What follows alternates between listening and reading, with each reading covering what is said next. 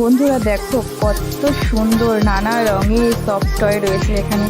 ভীষণ সুন্দর লাগছে দেখতে, একসঙ্গে এতগুলো সফট টয়। আমার তো মনে হচ্ছিল পুরো দোকানটা আমি নিয়ে নিই। সত্যি আমি যদি পারতাম পুরো দোকানটাই নিয়ে নিতাম, কিন্তু আফসোস পারলাম না। তো তারপরে চলে গেলাম একটু খাবার দাবারের দিকে। মেলায় যাব আর ঘুগনি খাবো না, সেটা কি হতে পারে? কখনোই হতে পারে না।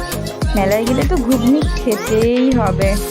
তো খেয়ে নিলাম ঘুগনি, অদ্রিজাকে একটু দিয়ে দিলাম। অদ্রিজা খেয়ে তো ভীষণ ভালো রিভিউ দিল, ভীষণই টেস্টি। আমি দেখো কিভাবে মাথা নাড়ায়। তারপরে একটু চড়ে নিল ড্রাগনে, ভীষণ মজা করছে অদ্রিজা। দেখো কিভাবে হাসছে, ঠান্ডা লাগছিল। তারপরে ওর মাথায় টুপিটা একটু দিয়ে দিলাম, দাঁড় করিয়ে ড্রাগনটা। খুব হাসি, খুব মজা, খুব মজা। ছোটবেলা আমরাও কত উঠেছি এগুলোতে। এখন বাপরে, এখন কোনো কিছুতে উঠতে গেলে ভীষণ ভয় লাগে। তারপরে আবার একটু শেষের দিকে আবার একটু ঢুকে গেলাম রাসের মণ্ডপের মধ্যে। ভাবলাম যে চলেই যাব আর একটু রাসের মণ্ডপটা দর্শন করে নিই। সত্যি বলতে ভীষণ সুন্দর বাউল হচ্ছিল, খুবই ভালো লাগছিল। এইটুকুই বন্ধুরা, টাটা বাই বাই।